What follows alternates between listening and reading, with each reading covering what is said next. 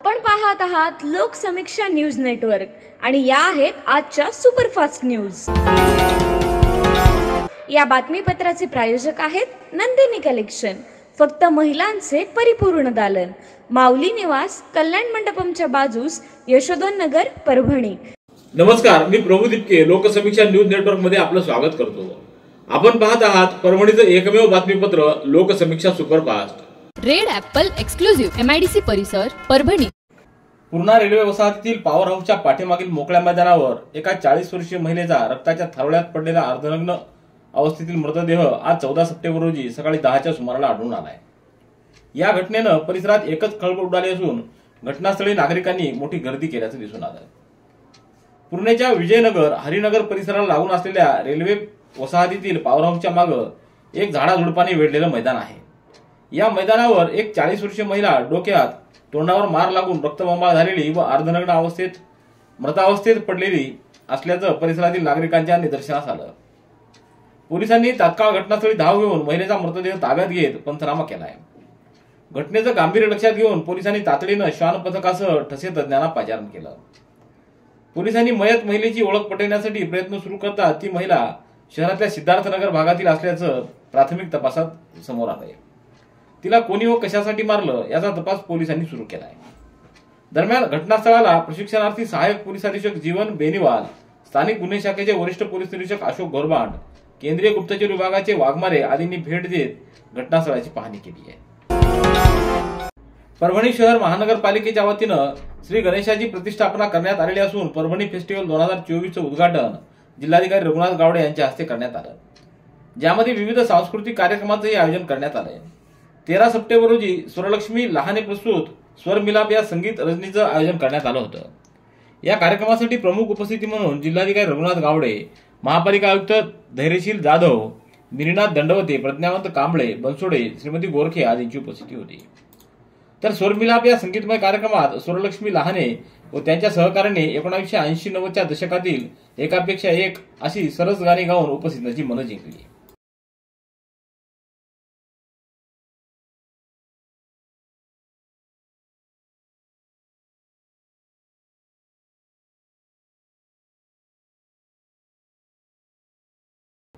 ईद ए मिलादुन्नबी निमित्त जिंतूर शहरातल्या जामा मस्जिद प्रांगणामध्ये सकल मुस्लिम समाजाच्या वतीनं शुक्रवारी महारक्तदान शिबिर घेण्यात आलं। या शिबिरामध्ये 1430 महिला व तरुणांनी रक्तदान करत एक उच्चांक नोंदविला आहे। शिबिर सुरू होताच समाजातील तरुणांनी महिलांनी रक्तदानासाठी रांगा लावल्या होत्या। रक्तपेढीचे कर्मचारी कमी असल्यानं व रक्तदात्यांची संख्या जास्त झाल्यानं शिबिर सायंकाळी 9 वाजेपर्यंत सुरूच होतं। 9 वाजल्यानंतरही रक्तदात्यांचा ओघ सुरूच होता, परंतु जिल्हा रक्तपेढीची एकच टीम आल्यानं कर्मचाऱ्यांनी रक्तदान शिबिर थांबवलं। यावेळी 1430 तरुणांनी रक्तदान केलंय। या रक्तदात्यांमध्ये मुस्लिम रक्तदात्या महिलांची संख्या लक्षणीय दिसून आली। जवळपास 150 महिलांनी यावेळी रक्तदान केलं। परभणीतल्या लोकराज्य मित्र मंडळाच्या वतीनं गणेशोत्सवात आजपर्यंत उत्कृष्ट सजीव देखावे सादर केलेले आहेत। यावर्षी उत्कृष्ट असा सजीव देखावा निर्माण करण्यात आला आहे। लोकराज्य मित्र मंडळानं शिवसेना जिल्हा प्रमुख व्यंकटराव शिंदे यांच्या मार्गदर्शनाखाली हा देखावा उभारलाय। हा देखावा पाहण्यासाठी शहरातून मोठ्या प्रमाणात महिला व पुरुषांची गर्दी होताना दिसून येते। 17 सप्टेंबर पर्यंत खंडोबा बाजार परिसरामध्ये हा देखावा सर्व नागरिकांसाठी उपलब्ध असणार आहे। महानगरसेवक अमरदीप रोडे श्रद्धास्थान असलेल्या व आमदार संतोष बांगर यांच्या प्रेरणातून लोकराज्य मित्र मंडळ हे सामाजिक उपक्रम राबवत आहे। यासाठी धम्मदीप रोडे, गणेश सूळ, विजय शिंदे, हजू शेख, दत्ता काकडे, मोबिन शेख, नरेश खैराजांनी, संजय पोळ आदींनी पुढाकार घेतलाय। गुडघे दुखत आहेत? आता काळजी नको। आयुर्वेदिक उपचाराने गुडघ्यावर उपचार करा आणि जगा आनंदी आयुष्य। बालाजी आयुर्वेदिक निसर्गोपचार केंद्र, तलाठी कार्यालयाच्या पाठीमागे, वसमत रोड, परभणी। संपर्क डॉक्टर गोविंद कामटे, मोबाईल क्रमांक 9923300914। अलीकडच्या काळात बदलापूर येथील घटना व इतर राज्यात घडलेल्या घटनांच्या अनुषंगानं महिला व बालकांवर झालेल्या अत्याचाराची माहिती सुलभपणे व तात्काळ पोलीस यंत्रणेला पोहोचवण्याकरिता विशेष पोलीस महानिरीक्षक, महिला व बाल अपराध प्रतिबंधक विभाग महाराष्ट्र राज्य मुंबई यांच्या वतीनं महिलांसाठी 2 मोबाईल नंबर व एक समर्पित लँडलाईन नंबर कार्यान्वित करण्यात आला आहे। ज्या हेल्पलाईन मोबाईल क्रमांक 8976 04 111 तर मोबाईल क्रमांक 8850 200 600 तर दूरध्वनी क्रमांक 022 45 16 16 35 हे महिला व बालकांनी मदतीकरता कार्यान्वित करण्यात आलेल्या हेल्पलाईन क्रमांकावर तात्काळ संपर्क साधावा असं आवाहन जिल्हा पोलीस अधीक्षक रवींद्रसिंह परदेशी यांनी केलंय. परभणीत आज 42 गाव पाणी संघर्ष समितीच्या वतीनं शहरामध्ये पत्रकार परिषदेचं आयोजन करण्यात आलं. या पत्रकार परिषदेला संतोष देशमुख, रंगनाथ सोळंके यांच्यासह मानवत आणि परभणी तालुक्यातील शेतकरी उपस्थित होते. जायकवाडी प्रकल्पाचे मुख्य कार्यकारी अभियंता प्रसाद लांब यांच्यासोबत शेतकऱ्यांची बैठक संपन्न झाली होती. या बैठकीमध्ये झालेल्या चर्चेत या ज्वलंत प्रश्नावर शासनाकडे सकारात्मक अहवाल सादर करण्यात येणार असल्याचं सांगण्यात आलं होतं. त्यानुसारच लांब यांनी शासनाकडे सकारात्मक अहवाल सादर केला असल्याचं या पत्रकार परिषदेतून सांगितलं असून लवकरच यावर शासन निर्णय घेईल असं देखील सांगण्यात आलंय. चोपनगाव संघर्ष समितीच्या माध्यमातून ह्या ठिकाणी आमच्या संघर्षाला पहिलं यश या ठिकाणी आलेलं आहे. पहिली पायरी ह्या ठिकाणी पूर्ण केलेली आहे. 54 गावांचं सर्वेक्षण होऊन त्या गावांना पाणी कसं देता येईल या संदर्भाचा निर्णय, या संदर्भाचा अहवाल या ठिकाणी जलसंपदा विभागाकडे आता प्राप्त झालेला आहे. त्यांच्याच एक्झिक्युटिव्ह इंजिनियरने हा अहवाल तयार केलेला आहे आणि कसं पाणी द्यायचं या संदर्भातली एक रूपरेषा या अहवालाच्या माध्यमातून तयार झालेली आहे. राष्ट्रपिता महात्मा गांधी यांच्या जयंतीचं औचित्य साधून 2 ऑक्टोबर हा दिवस स्वच्छ भारत दिवस म्हणून साजरा केला जाणार आहे. त्यानिमित्तानं 17 सप्टेंबर ते 2 ऑक्टोबर या कालावधीमध्ये स्वच्छता ही सेवा अभियान राबवण्यात येणार असल्याची माहिती जिल्हा परिषदेच्या मुख्य कार्यकारी अधिकारी नतिशा माथुर यांनी दिली आहे. यावर्षीच्या स्वच्छता हीच सेवा अभियानासाठी स्वभाव स्वच्छता, संस्कार स्वच्छता ही संकल्पना निश्चित करण्यात आलेली आहे. या संकल्पनेच्या अनुषंगानं स्वच्छता ही सेवा अभियान कालावधीमध्ये केंद्र आणि राज्य शासनाच्या मार्गदर्शक सूचनांनुसार जिल्हाभरात विविध नाविन्यपूर्ण उपक्रम राबवण्यात येणार आहेत.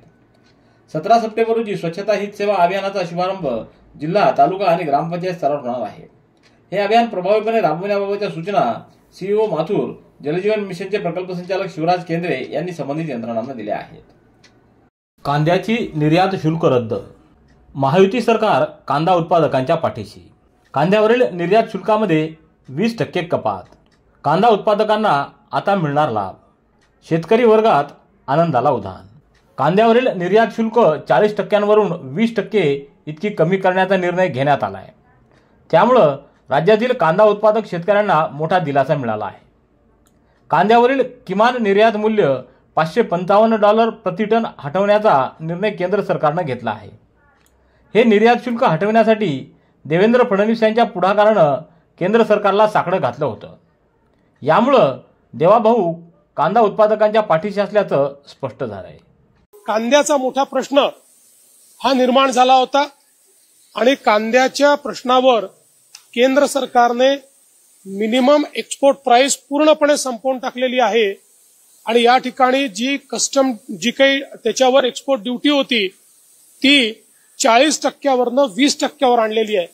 यामुळे कांद्याचे जे भाव आहेत ते स्थिर होण्याकरता, ते वर जाण्याकरता अत्यंत मोठा फायदा या माध्यमातून होणार आहे.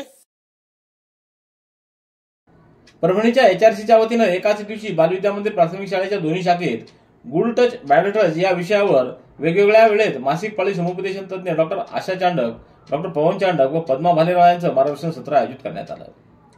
डॉक्टर आशा चांडक यांनी इयत्ता 1ली ते 4थीच्या मुलांना चांगला स्पर्श व वाईट स्पर्श याविषयी विविध मॉडेल, चार्ट्स व LCD प्रोजेक्टरवर PPTद्वारे वैज्ञानिक माहिती दिली. ही माहिती देताना त्यांच्या बाल मानसशास्त्राचा विचार करता सत्रांमध्ये क्लिष्ट भाषेऐवजी त्यांच्या बालमनाला समजेल अशा सोप्या भाषेमध्ये त्यांनी मार्गदर्शन केलं. तर सोबत प्रश्नोत्तराच्या सत्रामध्ये मुलांना विविध प्रश्न विचारून त्यांच्या मनातील शंका व प्रश्नाचं समाधान करून योग्य उत्तरं देणाऱ्या विद्यार्थ्यांना छोटी छोटी पुस्तकं बक्षीस म्हणून देण्यात आली. सोयाबीनची 90 दिवसांनी हमीभावानं खरेदी करण्याच्या निर्णयापाठोपाठच केंद्र सरकारनं खाद्यतेलावरील आयात शुल्क 20% वाढवण्याचा निर्णय घेतला आहे. या निर्णयामुळे शेतकऱ्यांच्या सोयाबीनला चांगला भाव मिळेल असा विश्वास कृषी मंत्री धनंजय मुंडे यांनी व्यक्त केला आहे. या निर्णयाबद्दल त्यांनी केंद्र सरकारचे आभार मानले आहेत. शासनाच्या विविध योजनांची सर्वसामान्य नागरिकांना माहिती देण्यासाठी मुख्यमंत्री योजना दूत उपक्रम सुरू करण्यात आला आहे. या उपक्रमात सहभागी होण्यासाठी मुदतवाढ देण्यात आली असून आता 17 सप्टेंबर 2024 पर्यंत नोंदणी अर्ज करता येणार आहेत. इच्छुक उमेदवारांनी www.mahayojanadut.org या संकेतस्थळावर अर्ज करावा असं आवाहन माहिती व जनसंपर्क महासंचालनालयामार्फत करण्यात आलं आहे. Red Apple furniture, smart furniture for smart people. Exclusive. Parbhani शहरातील भव्य शोरूम रेड ॲपल एक्सक्लुझिव्ह. भारतातील स्मार्ट फर्निचर ब्रँड आता आपल्या परभणी शहरामध्ये. हो, आता आपल्या परभणी शहरामध्ये. या अंतर्गत ऑफिस, बेडरूम, डायनिंग, लिव्हिंग इत्यादी प्रकारचे फर्निचर आपणास मिळेल. Bedroom set, bed, dressing table, sofa set, कपाट, डायनिंग टेबल, टीपॉय आणि स्टील फर्निचर इत्यादी सर्व प्रकारचे फर्निचर तेही आकर्षक किमतीमध्ये उपलब्ध आहे. एक वेळ अवश्य भेट द्या. रेड ॲपल फर्निचर, MIDC परिसर, भारतीय स्टेट बँकेच्या जवळ, परभणी.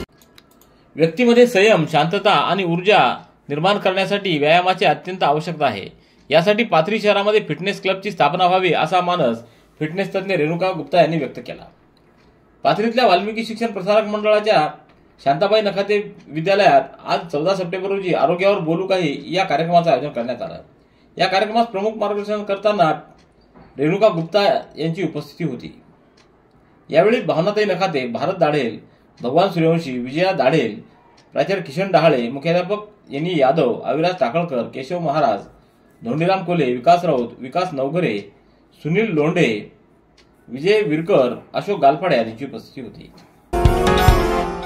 वसंतराव नाईक मराठवाडा कृषी विद्यापीठाच्या विस्तार शिक्षण संचालनालय व कृषी विभाग महाराष्ट्र शासन यांच्या संयुक्त विद्यमानं 13 सप्टेंबर रोजी कीटकशास्त्र विभागातील क्रॉससॅप प्रकल्पांतर्गत ऑनलाईन शेतकरी शास्त्रज्ञ कृषी संवादाच्या 11व्या भागात कुलगुरू डॉक्टर इंद्रमणी यांनी मार्गदर्शन केलं. विद्यापीठानं ड्रोनची सुविधा माफक दरामध्ये उपलब्ध करून दिली आहे. याचा लाभ घ्यावा, तसंच ड्रोनचा वापर सांघिकरित्या करावा. विद्यापीठ ऑनलाईन कार्यक्रम दर मंगळवारी आणि शुक्रवारी राबवत आहे. यामध्ये दुहेरी संभाषणावर भर देण्यात येत असल्याचं डॉक्टर इंद्रमणी यांनी सांगितलं. यावेळी doctor Purushottam Neharkar, doctor Kailas Dakore, doctor Anand Gore, doctor Basavaraj Bhede आदींनीही मार्गदर्शन केलं. रेड ॲपल एक्सक्लुझिव्ह, MIDC परिसर, परभणी. याबरोबरचे बातमीपत्र संपलं. पुन्हा भेटूया उद्याच्या सुपरफास्ट बातमीपत्रात. पाहत रहा लोकसमीक्षा. तुम्हाला हे बातमीपत्र कसं वाटलं याबद्दल आपली प्रतिक्रिया नोंदवा. दररोजचे अपडेट्स मिळवण्यासाठी लोकसमीक्षा चॅनलला सबस्क्राईब करा. धन्यवाद.